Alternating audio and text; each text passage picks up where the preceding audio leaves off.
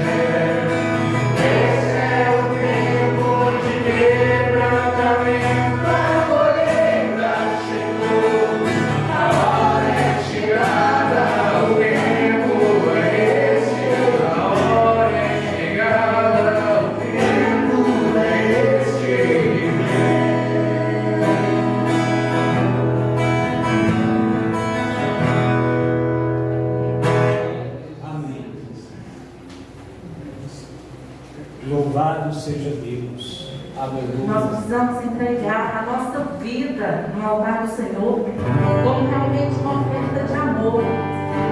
Então, você olha nesse momento, cantando, entregando a sua vida como uma oferta de amor agradável a Deus.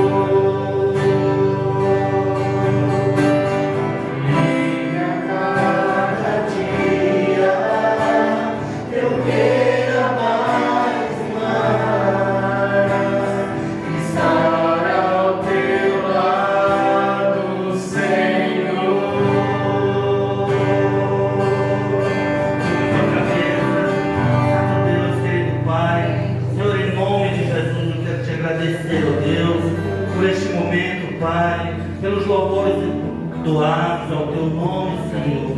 Ó Deus, que o Senhor receba o nosso louvor, Senhor, porque nós te oferecemos o nosso louvor, Senhor, ó Deus, com a mais profunda, ó Deus, desejo do nosso coração, que chegue até Ti, Senhor, de maneira agradável, ó Deus, que o Senhor venha a cada dia, Senhor, atuar nas nossas vidas, para que possamos, Senhor, abrir a nossa boca, adorar o Teu nome, Senhor, de forma que Te agrade, ó Deus. Pai, obrigado, porque o Senhor tem nos abençoado a cada dia, o Senhor tem nos livrado, o Senhor tem provido a nós, ó Deus, aquilo que necessitamos para cada dia. Nós te agradecemos, ó Deus, porque em meio, ó Deus, a caos que vivemos, mas o Senhor tem cuidado de nós, ó Deus. Muito obrigado. Senhor, abençoe cada vida que adentrou a este tempo, nesta noite, Deus. Visita neste momento, Pai, o coração de cada um. Esteja, Senhor, desde já enchendo, Senhor, com o Teu Espírito.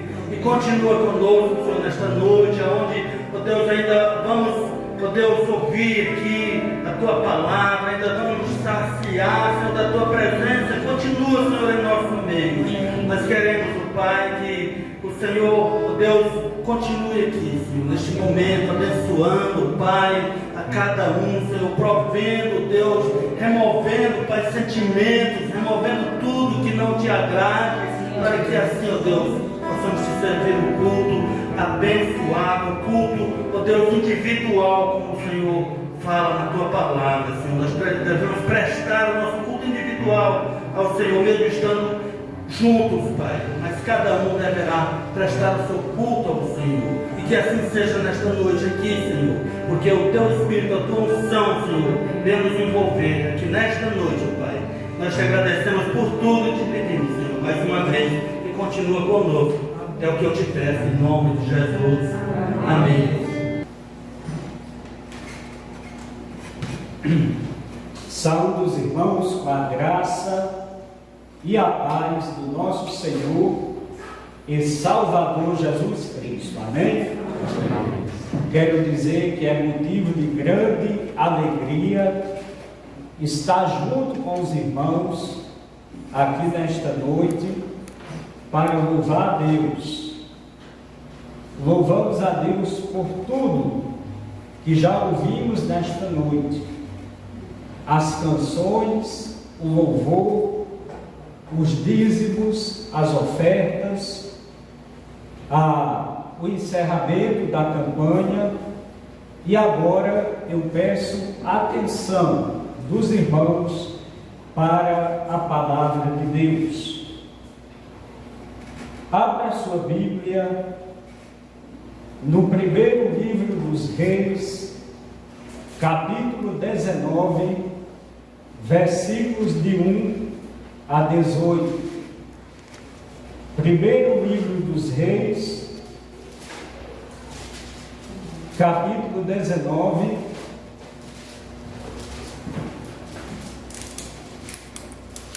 versículos de 1 a 18.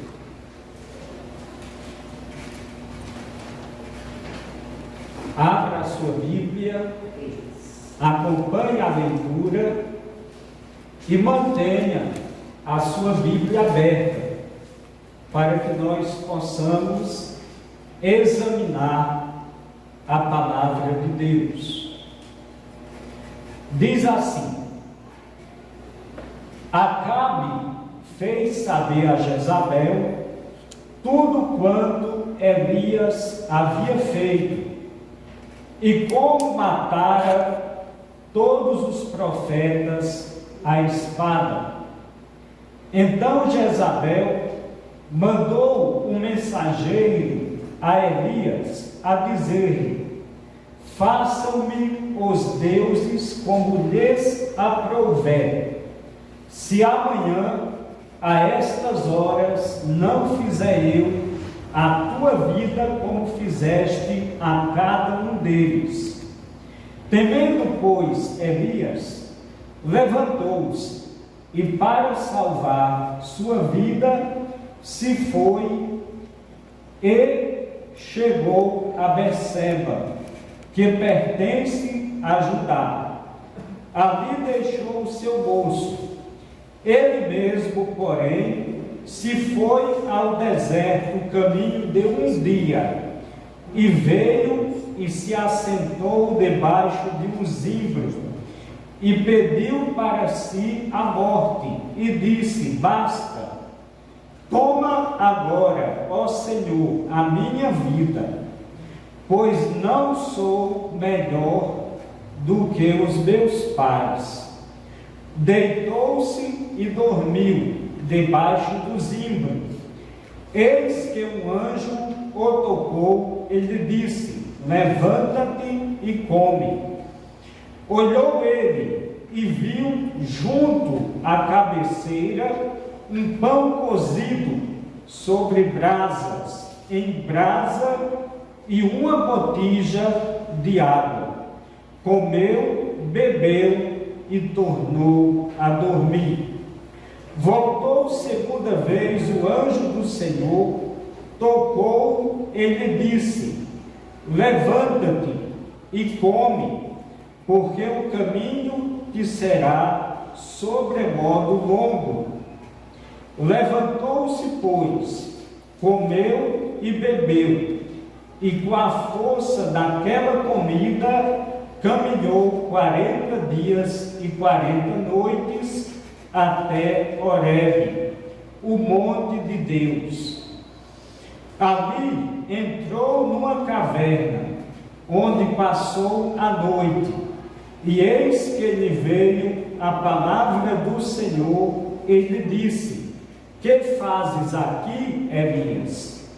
Ele respondeu: tenho sido zeloso pelo Senhor, Deus dos exércitos, porque os filhos de Israel deixaram a tua aliança, derribaram os teus altares e mataram os teus profetas à espada, e eu fiquei só, e procuram tirar-me a vida.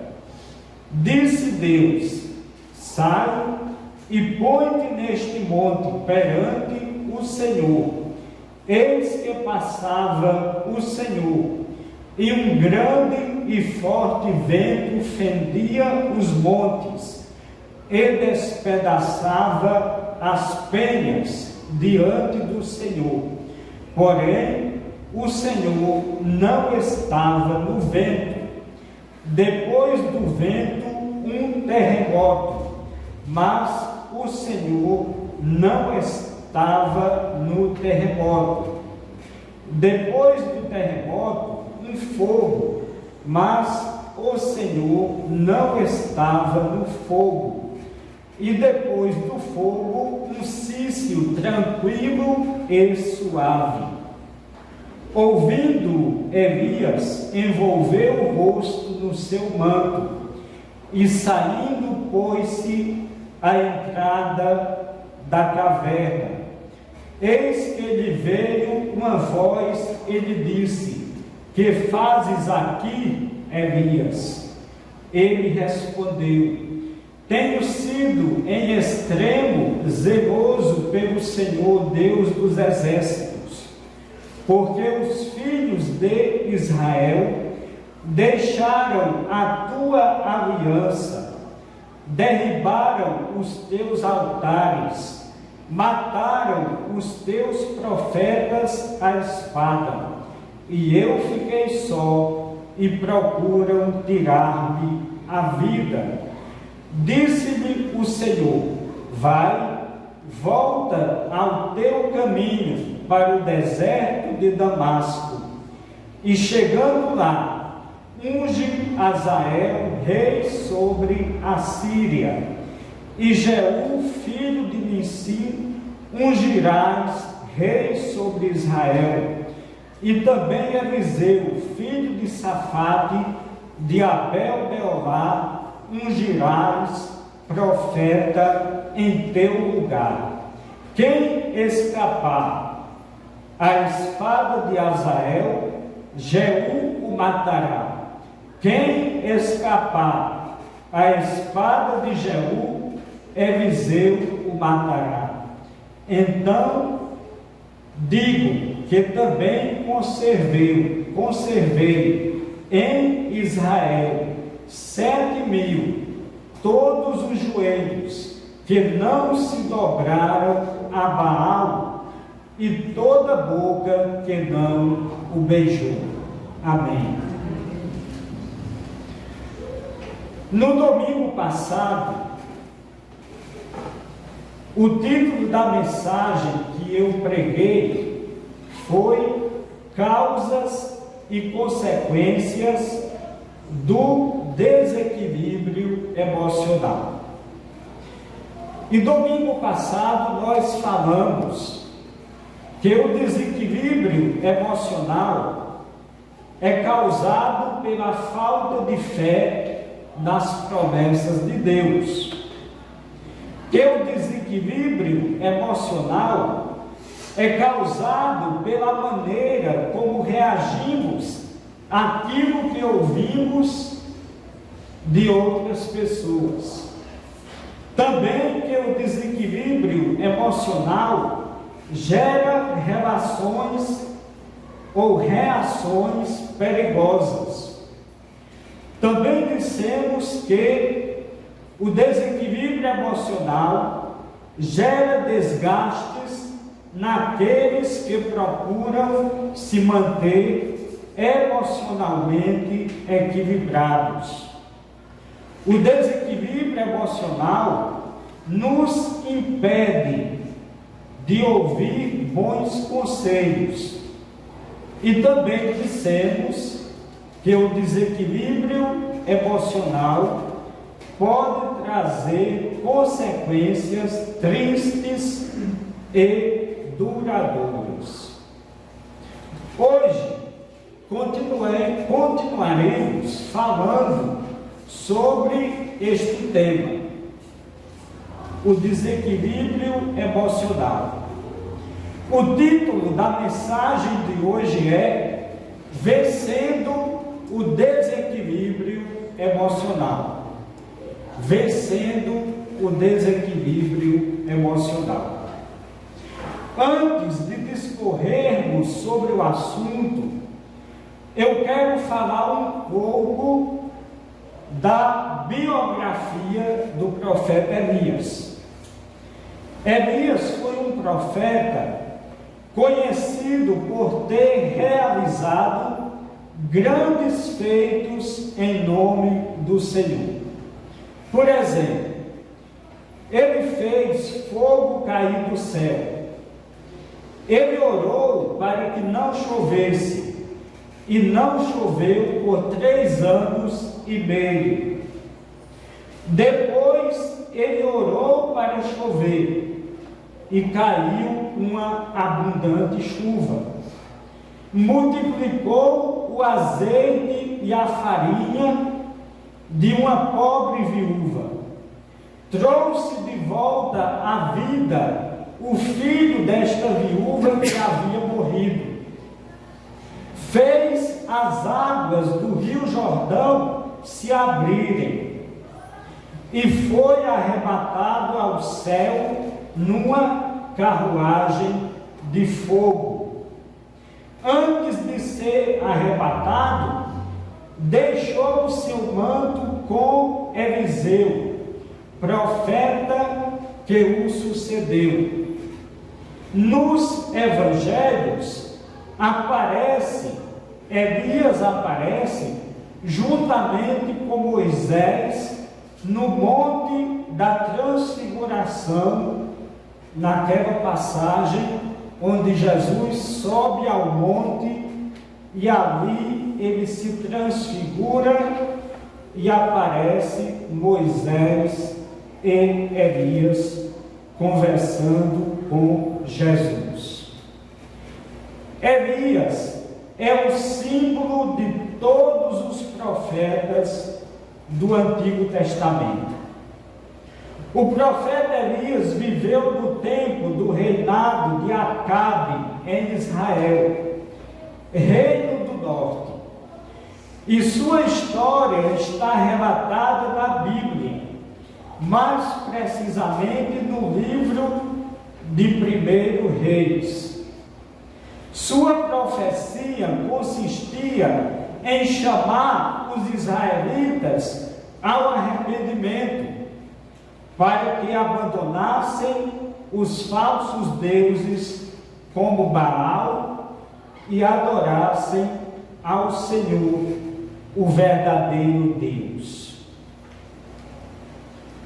O texto que acabamos de ler, do capítulo 19, relata que quando a rainha Jezabel soube que Elias havia matado os profetas de Baal, e essa história está lá no capítulo 18, é aquela história onde Elias estava no Monte Carmelo, e ele chama todos os profetas de Baal e ele faz um desafio. E ele diz: olha, vamos oferecer um holocausto, e eu vou clamar a Deus, e vocês também vão clamar a Baal, e aquele que responder com fogo, esse é o Deus verdadeiro. Os profetas de Baal clamaram a Baal quase o dia todo, mas não houve resposta. Porque Baal não era Deus coisa nenhuma. Baal era simplesmente uma estátua, uma imagem de escultura. Mas depois Elias clamou ao Senhor, e Deus mandou fogo do céu, consumiu o holocausto. O povo gritou dizendo: só o Senhor é Deus. E ali Elias mandou que todo o povo matasse os profetas de Baal.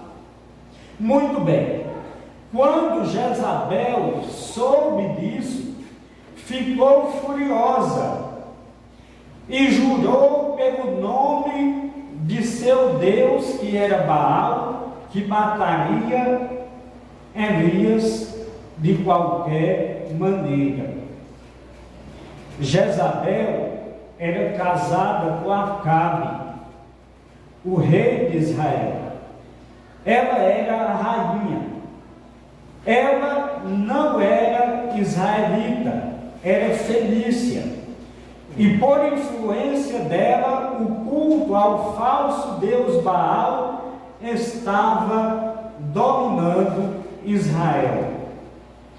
Jezabel colocou todo o exército para capturar Elias.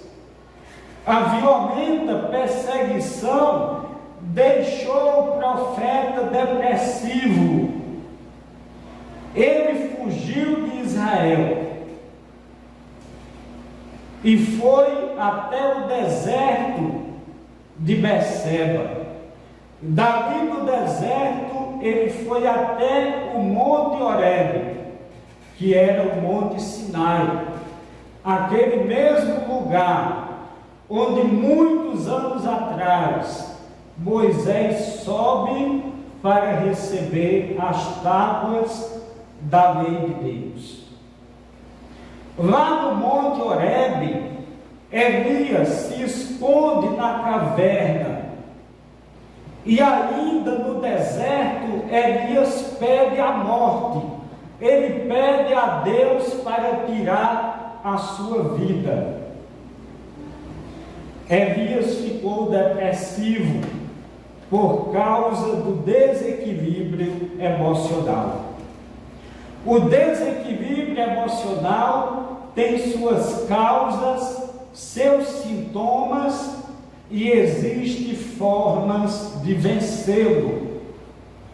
O texto que lemos de 1 Reis, capítulo 19, nos mostra alguns ensinos sobre causas, sintomas e formas de vitória sobre o desequilíbrio emocional. Vejamos.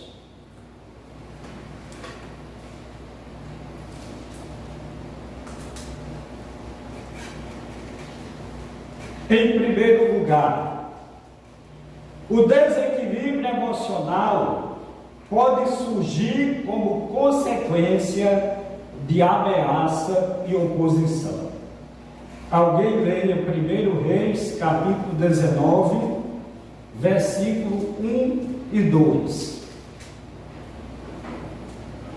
Por favor. E Acabe fez saber a Jezabel tudo quanto Elias havia feito, e como totalmente matara todos os profetas à espada. Então Jezabel mandou um mensageiro a Elias, a dizer-lhe: assim me façam os deuses, e outro tanto, se de certo amanhã a estas horas não puser a tua vida como a de um deles. Então veja aí que Elias, ao ser ameaçado por Jezabel, que disse: eu matarei a Elias até amanhã, a estas horas. Quando Elias soube da ameaça, ele imediatamente teve os seus sentimentos, as suas emoções abaladas, e ele ficou depressivo e ele fugiu. Portanto, o desequilíbrio emocional, ele pode surgir como consequência de uma ameaça ou de uma oposição. Então, meus irmãos, nós como cristãos, como crentes do Senhor Jesus, nós nunca devemos nos colocar nessa posição de ameaça ou oposição a outra pessoa. Não devemos fazer isso. A ameaça e a oposição da rainha levaram Elias para um processo depressivo. Precisamos aprender a proteger nossas emoções contra ameaças e oposições. Veja algumas dicas preciosas para proteger suas emoções. Primeiro, faça silêncio. No momento em que você se sentir ameaçado ou alguém se opuser a você, o melhor que nós temos a fazer é silêncio, é não retrucar.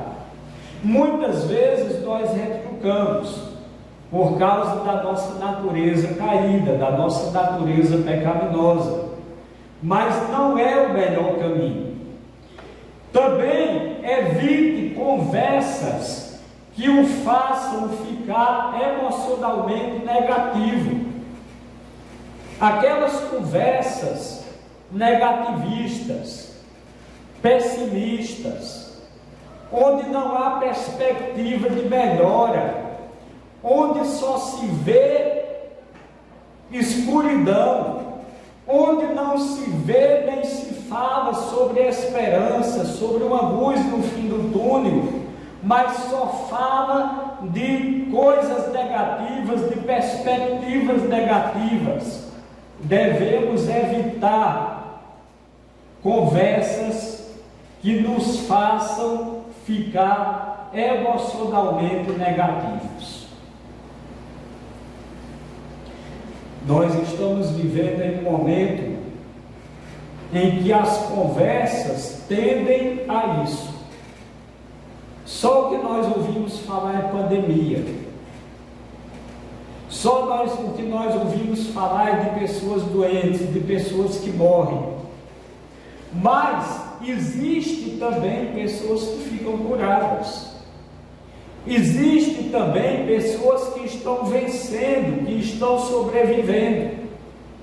Mas nós só ouvimos falar do lado negativo. Isso me faz lembrar de um livro que foi escrito pelo escritor, pelo autor inglês chamado C.S. Lewis. C.S. Lewis escreveu esse livro, acho que em 1945, por aí. O título do livro que ele escreveu é Diálogo de um Jovem Demônio com um Velho Diabo. Engraçado, né? Diálogo de um jovem demônio com um velho diabo. E nesse livro há um trecho, há um capítulo, cujo o capítulo se chama Cartas do Inferno. E ali narra o autor, é claro que isso é uma ficção, né? É um livro de ficção, mas o autor, ele narra como se fosse um diálogo entre um demônio jovem e um diabo velho.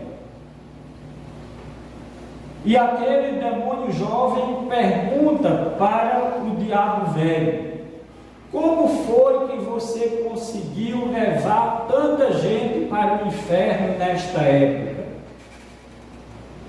E aí aquele diabo responde: através de uma doença. E o outro pergunta: como assim? Ele diz: não, eu inventei uma pandemia. Isso é sério, está no livro de C.S. Lewis. Eu inventei uma pandemia e as pessoas ficaram com medo. A partir do medo, elas tiveram uma preocupação exagerada em preservar suas vidas.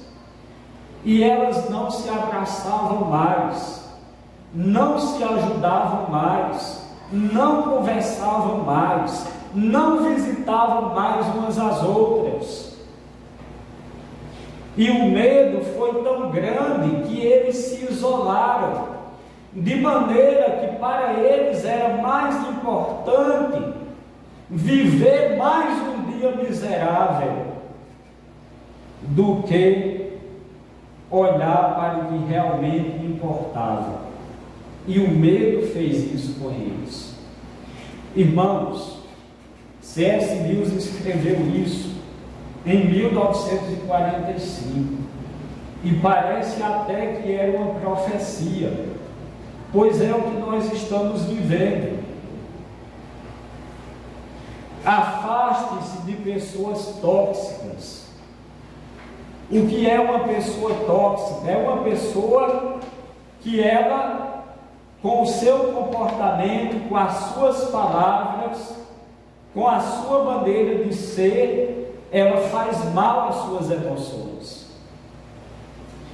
Esquive-se de ver e ouvir coisas que podem provocar em você emoções de tristeza, ira, mágoa e ódio.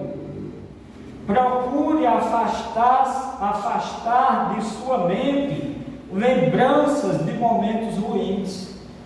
Tem pessoas que ficam querendo se lembrar, remoendo momentos ruins, que nem momento de luto, por exemplo. Tem pessoas que enfrentam o luto tentando esquecer. Já existem outras pessoas que querem enfrentar o luto se lembrando, mas essa não é a maneira, porque quanto mais se lembra, mais se sofre. Em segundo lugar, o desequilíbrio emocional se manifesta através de vários sintomas. Vejamos agora os sintomas. O primeiro sintoma, o medo.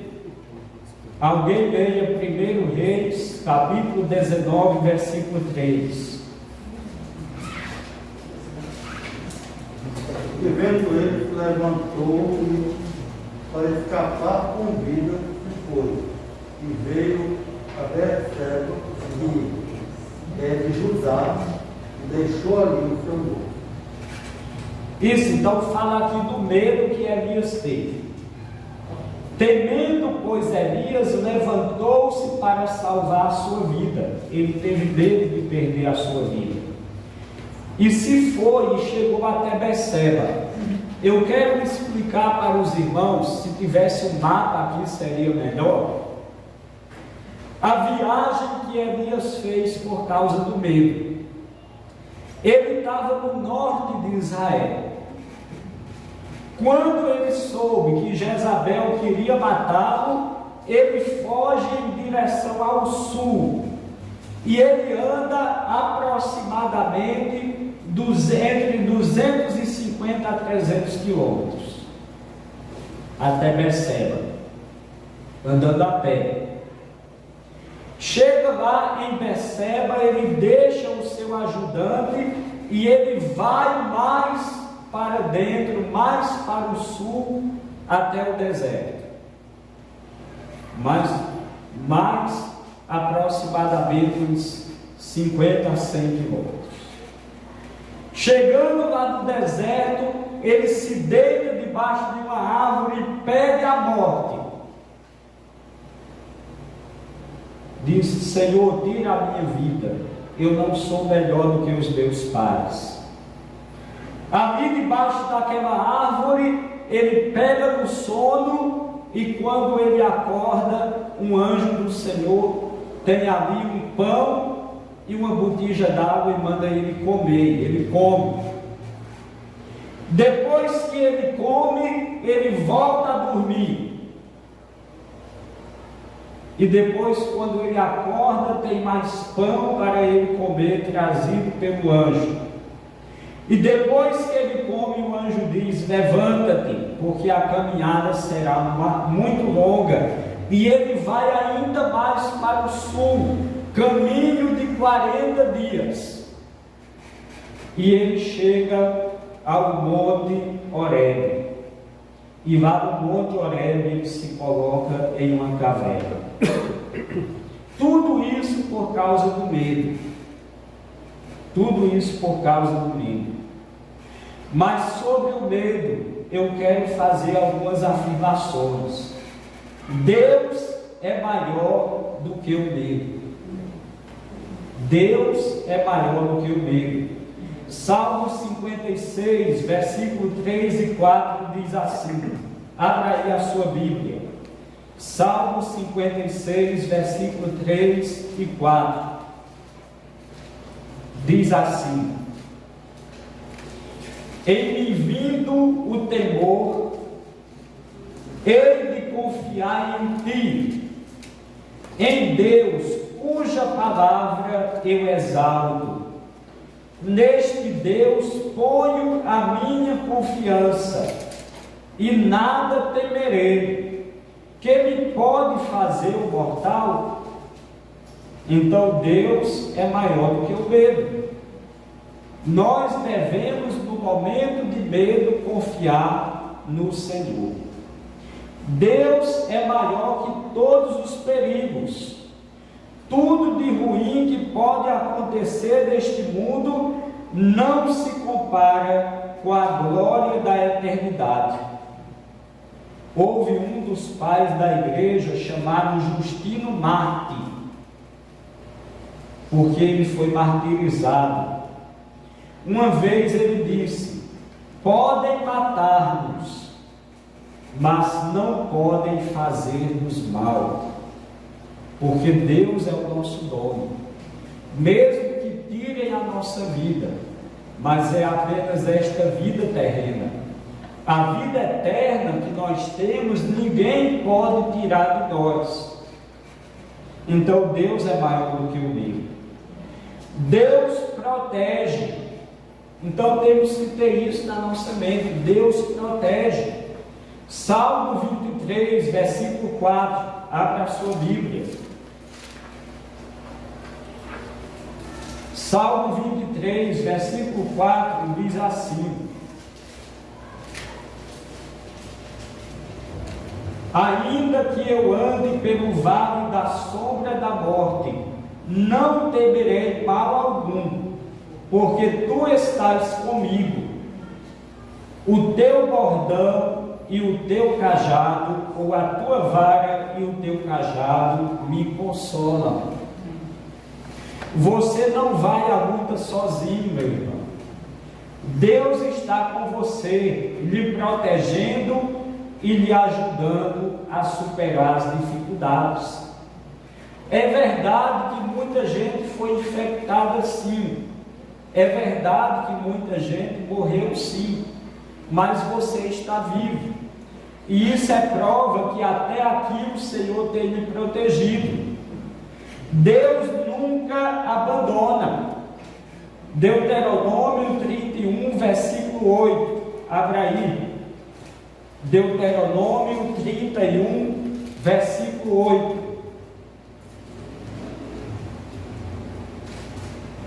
Nos diz: o Senhor é quem vai adiante de ti, Ele será contigo, não te deixará, nem te desamparará.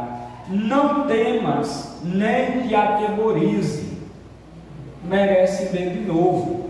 O Senhor é quem vai adiante de ti, Ele será contigo, não te deixará, nem te desamparará. Não temas, nem te atemorize. Isso é Deus falando para os israelitas que estavam caminhando pelo deserto. Deus não vai lhe abandonar. Deus não vai deixar você à própria sorte. Em todo tempo, o Criador do universo está com você. Deus, Ele dá a paz. Em João capítulo 14, versículo 27. Abra a sua Bíblia, irmão. João 14, 27 diz assim: deixo-vos a paz, a minha paz vos dou, não vos a dou como a dá o mundo. Não se turbe o vosso coração, nem se atemorize. Mesmo na situação mais assustadora, você pode encontrar paz em Jesus. Ele ajuda a ver a situação claramente e tomar a decisão certa. Deus dá coragem. 2 Timóteo, capítulo 1, versículo 7, é o texto que nós lemos da campanha de missões. Porque Deus não nos tem dado espírito de covardia, mas de poder, de amor e de moderação. É natural sentir medo, mas você não precisa ser dominado por ele. Deus lhe dá o poder para enfrentar seus medos e viver de forma equilibrada. Busque força em Deus para superar o medo. O medo é um sintoma do desequilíbrio emocional, mas Deus quer que nós superemos o medo. O segundo sintoma é fuga e interrupção da normalidade. Elias fugiu para o deserto, fugiu dos problemas. Mas, irmãos, fugir dos problemas não resolve.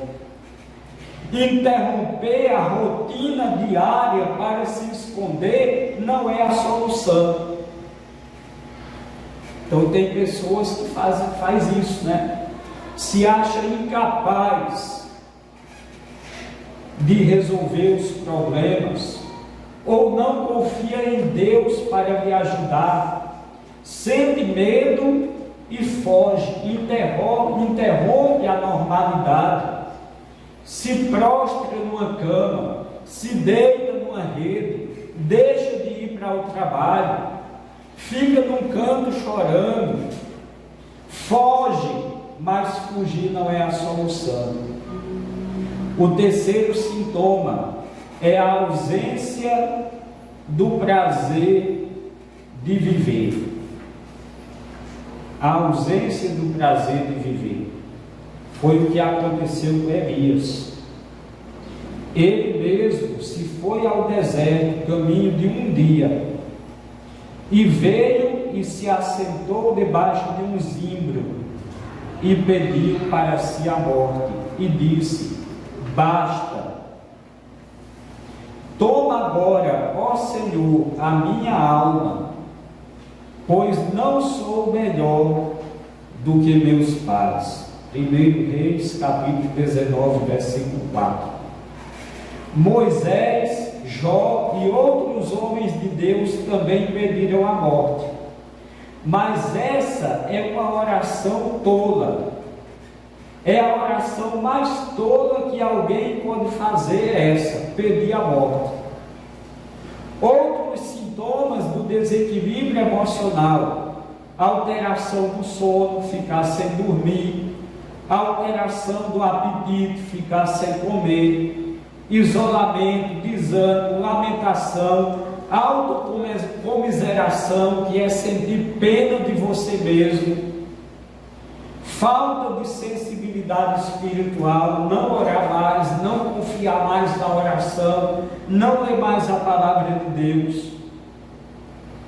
Em terceiro lugar, o desequilíbrio emocional é vencido quando tomamos consciência da missão, do propósito e dos planos de Deus para nós.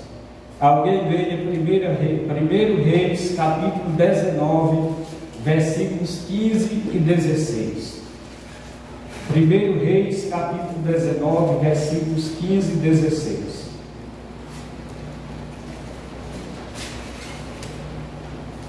Quem achou pode ler. Disse-lhe o Senhor: vai, volta ao teu caminho para o deserto de Damasco, e em chegando lá, unge a Azael, rei sobre a Síria. A Jeú, filho de Nimsi, ungirás rei sobre Israel, e também Eliseu, filho de Safate, de Abel-Meolá, ungirás profeta em teu lugar. Deus levantou Elias daquele momento de depressão. E como foi que Deus levantou Elias? Mostrando-lhe missões específicas que Deus tinha para ele, mostrando-lhe seus propósitos e planos para a vida do profeta. Porque o desequilíbrio emocional é vencido quando tomamos consciência da missão, do propósito e dos planos de Deus para nós. Foi o que Deus disse para Elias. Depois de Elias passar um tempo na caverna, Deus fala com ele. E é interessante que o texto diz que Elias escuta, vê o fogo devorando tudo, mas Deus não estava no fogo. Depois ele vê um vendaval arrebentando as pedras, mas Deus também não estava no vendaval. Depois ele escuta um cício, um sopro suave e manso, e do meio daquele sopro Deus fala com Elias: vai, volta o teu caminho para o deserto de Damasco. O que era que Deus estava dizendo? Deus estava dizendo para Elias caminhar 40 dias de volta até Berseba, de Berseba caminhar mais quase 300 quilômetros até Samaria, da onde ele tinha fugido, de Samaria andar mais quase 300 quilômetros em direção ao norte para o deserto de Damasco. E chegando lá, o que era que ele deveria fazer? Ele deveria ungir Azael, rei da Síria, ungir Jeú, rei de Israel, e ungir Eliseu como profeta. Por quê? Qual era a importância disso? é que Azael, rei da Síria, iria derrotar a Acabe e a Jezabel, aquelas pessoas que incentivavam a idolatria e queriam matar o profeta. Então Azael, que seria ungido rei da Síria, iria derrotar os inimigos de Elias. Jeú seria rei no lugar de Acabe, e Jeú teria o papel importante de ser aquele que ia matar Jezabel, aquela mulher hedionda que havia prometido tirar a vida do profeta Elias.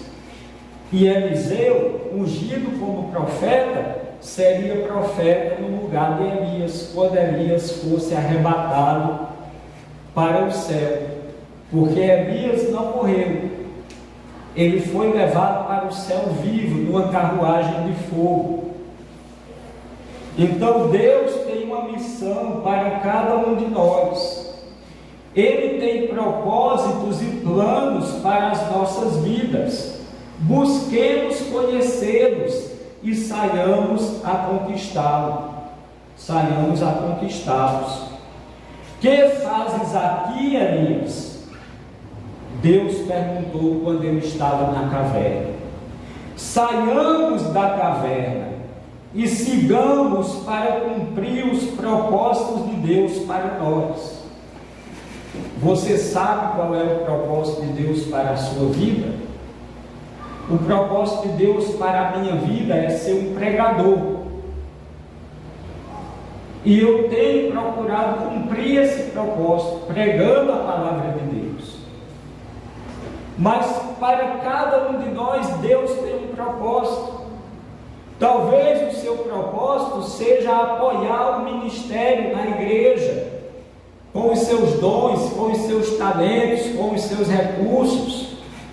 O seu propósito pode ser um cantor, um adorador, pode ser um líder da igreja em uma área estratégica, em uma área específica.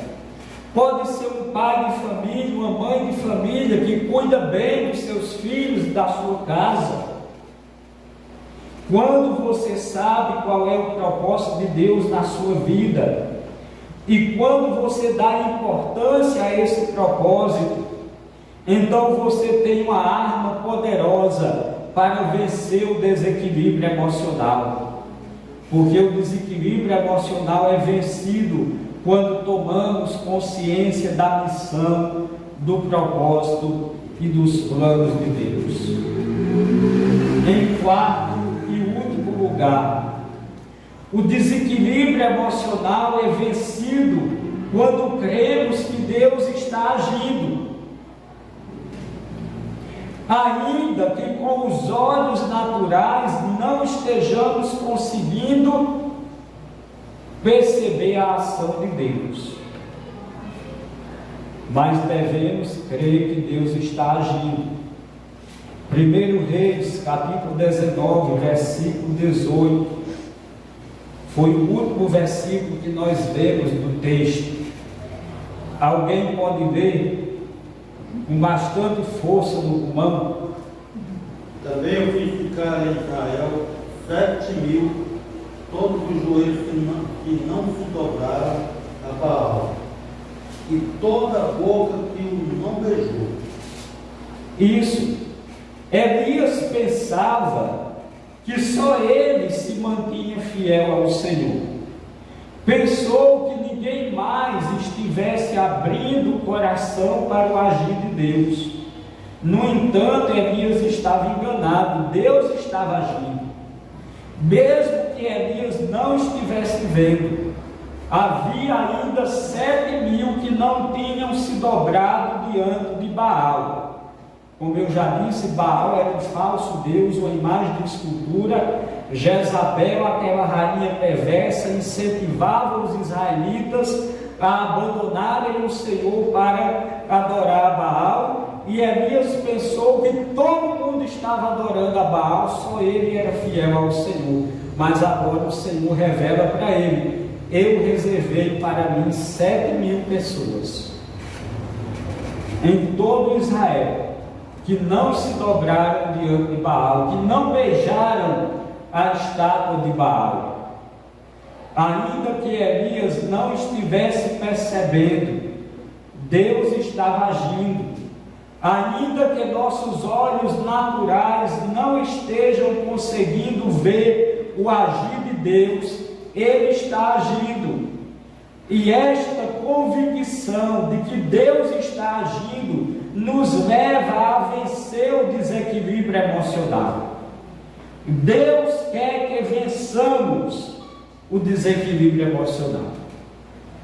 Concluindo, vimos hoje que o desequilíbrio emocional pode surgir como consequência de ameaça e oposição.